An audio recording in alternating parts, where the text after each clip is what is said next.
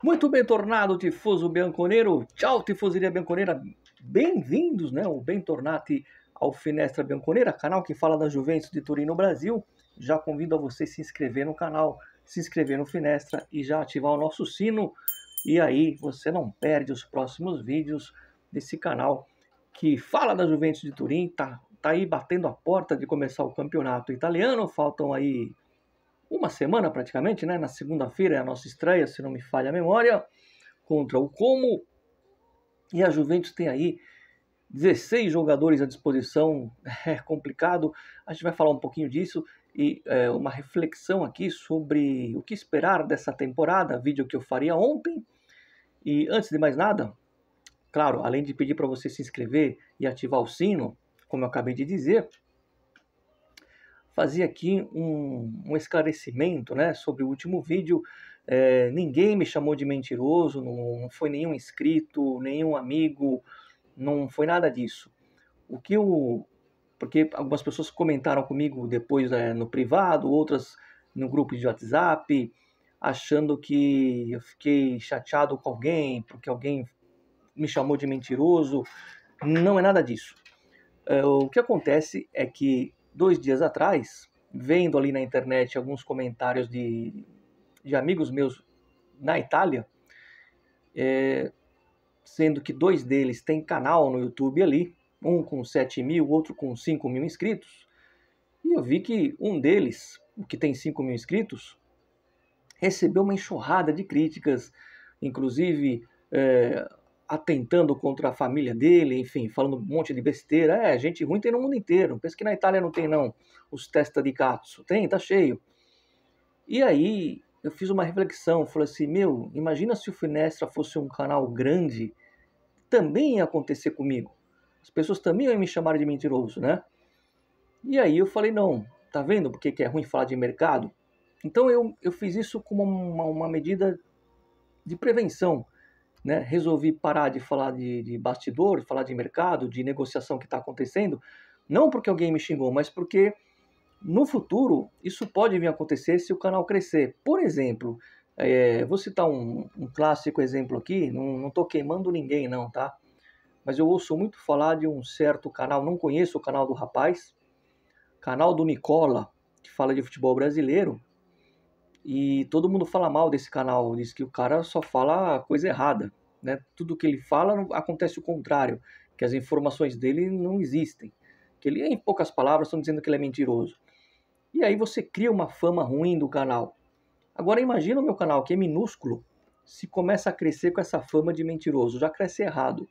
Então, se nós estamos numa roda de amigos e algum amigo me chama de mentiroso, tal, eu não ligo. Quem me conhece pessoalmente, ou quem pelo menos me conhece por WhatsApp, sabe que eu sou da bagunça, eu sou da zoeira e, entra por aqui e sai por ali. Eu sou um cara muito da zoeira, né? Às vezes vocês percebem aqui no canal um pouco de zoeira, né? É mais ou menos o perfil da brincadeira, da irreverência. E eu não ligo se as pessoas podem duvidar do que eu estou falando ou não. O problema é não no pessoal, o problema é no canal. Porque o canal do Finestra é feito mais para vocês do que para mim. E por enquanto, como é um canal pequeno, tá tudo certo, tá tudo sob controle.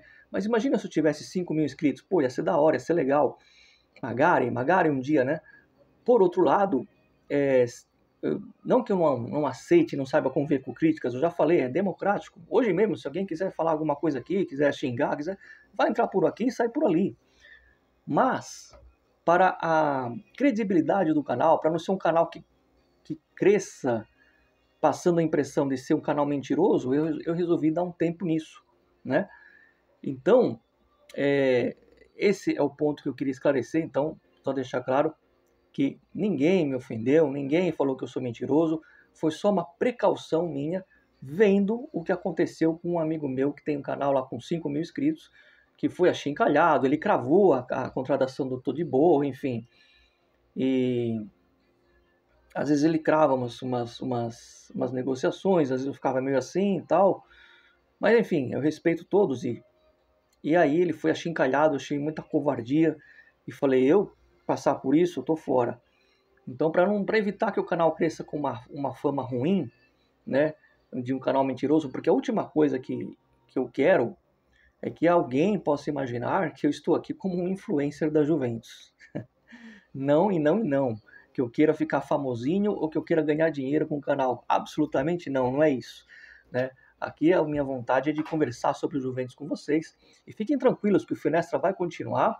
A gente não vai fazer só um vídeo ou 2 por semana, vamos fazer vídeos dia sim, dia não, do mesmo jeito, porque não falta assunto, não falta argumento, né, no futebol. A gente pode comentar mercado, sim, eu só não é que não vou falar de mercado. A gente, por exemplo, a gente contrata, sei lá, o Nico Gonzalez. A gente vai falar sobre essa contratação.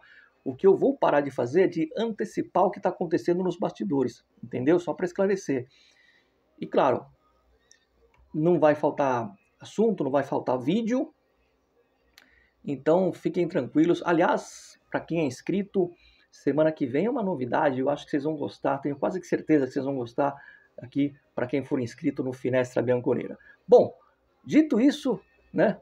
Sem nenhuma polêmica, já esclarecido tudo o que eu falei ontem, queria falar sobre a reflexão e a perspectiva de campeonato. Uma coisa é o torcedor agir com a razão e outra com o coração. Claro que eu vou sempre acreditar na Juventus, por mais que a Juventus esteja ruim, porque é a Juventus, é time grande, não é eu que falo isso, é a história que diz isso, né? Então, até quando a gente está desacreditado, por exemplo, a gente ganhou da Atalanta na final da Copa da Itália jogando muita bola. Jogo único, jogamos demais. Por quê? Porque a Juventus, a camisa pesa nessa hora, não adianta. Uma vez o Buffon falou assim, a Juventus tinha ganho uma Copa da Itália, estava desacreditada, ele falou assim, na hora que a gente tem que mostrar que é a Juventus, a gente mostra. É mais ou menos isso. Então, como torcedor, eu vou acreditar sempre na Juventus e espero sim a retomada de um título nacional, né, para começar a pensar em voos mais altos. Porém, existe o lado da razão. Então, por isso que eu coloquei aí entre parênteses no tema do vídeo, falar antes. Estou falando antes porque depois fica aquela coisa meio de, não de passar pano, eu não gosto dessa expressão. Ragazzi, é o seguinte, se o campeonato acabar e a Juventus terminar em segundo ou em terceiro, eu não vou me decepcionar. Eu não espero uma Juventus campeã agora no primeiro ano. Eu não espero o Scudetto nesse ano. Eu quero e até acredito. Aí é o coração falando. Mas na razão, eu não espero. Por quê? Primeiro porque é o ano zero. Finalmente é um ano de reconstrução. A gente tentou fazer uma reconstrução com o Pirlo, queimaram etapas, mandaram o Pirlo embora no primeiro ano, e aí já foi errado.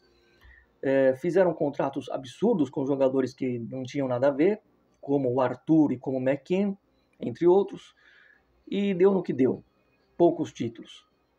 Na verdade, os dois com o Pirlo e agora do Alegre, mas ficamos aí 3 anos sem ver a cor da taça, né? Eu comparo esse ano, já falei, com o ano do Antônio Conte, o primeiro ano, onde a Juventus montou um time, ninguém conhecia-se já o Marquísio, estava há 3 anos, ninguém conhecia o Vidal que foi contratado pelo Marotta, mas que quem descobriu foi o Parazzi, sem Parazzi ele não estaria na Juventus. O Vidal, o Simone Pepe era um jogador razoável, é um El Shaarawy, da vida. Aí chegou lá Vucinic, Alessandro Matri, lembra dessa época? E lógico, tinha o Del Piero, mas o Del Piero era reserva, para quem não lembra, e o Pirlo era titular, que ele foi chutado do Milan. Mas não era uma Juventus para ganhar aquele ano o campeonato, né? Tinha o Lich, né, o nosso lateral.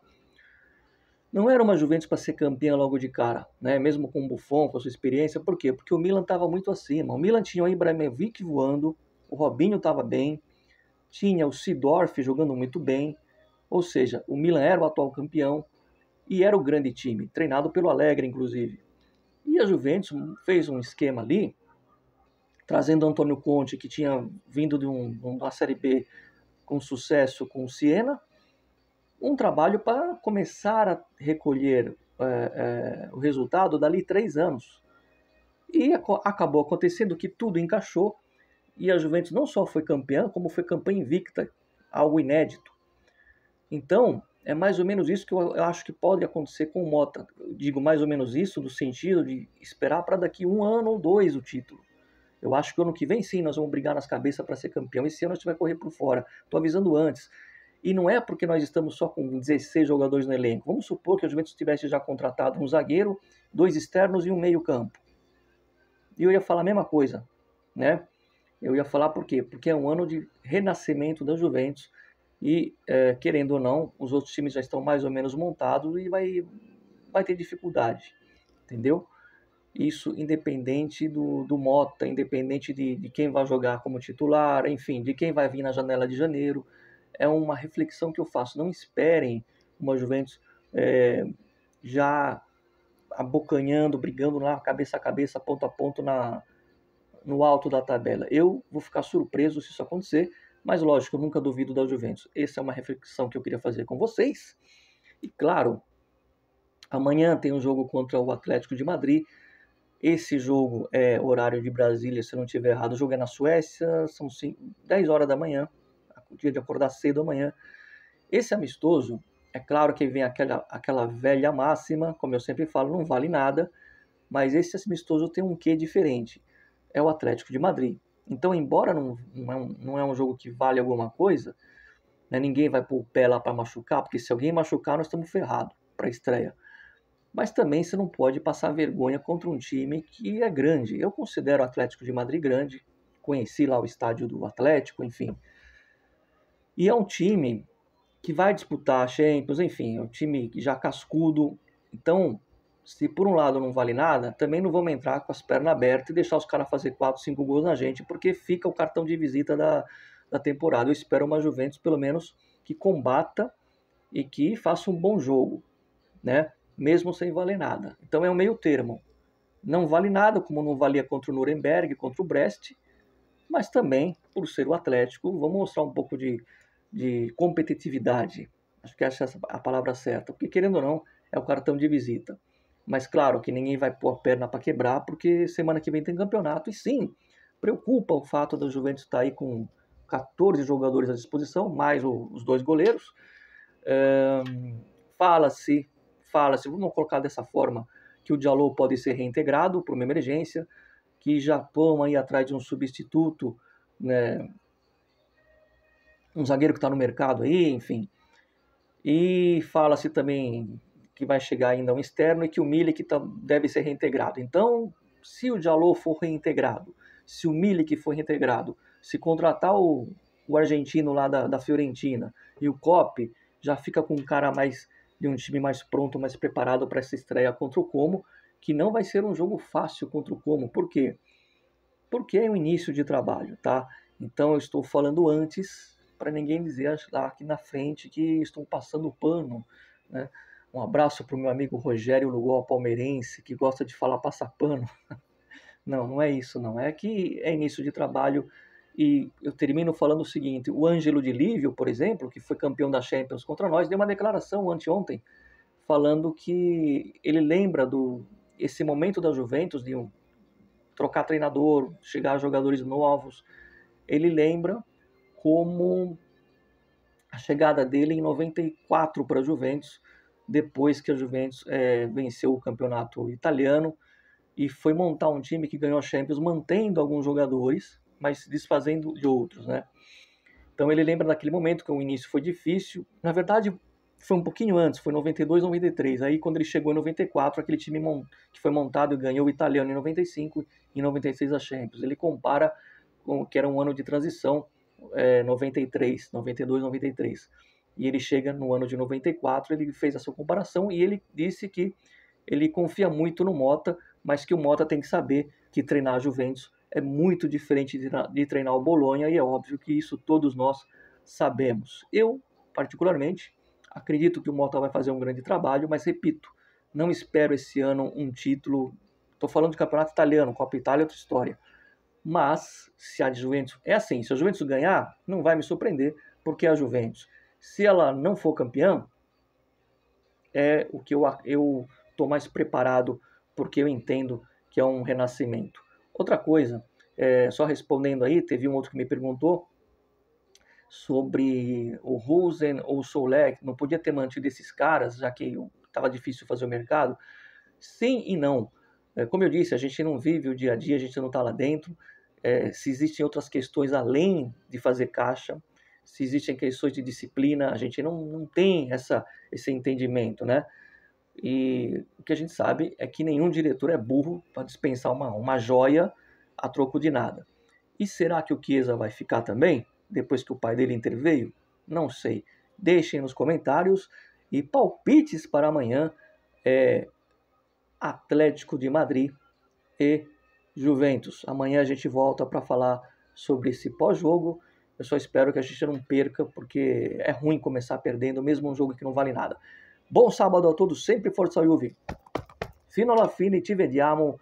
E hoje à noite tem pizza e amanhã tem Juventus. Olha que dobradinha perfeita.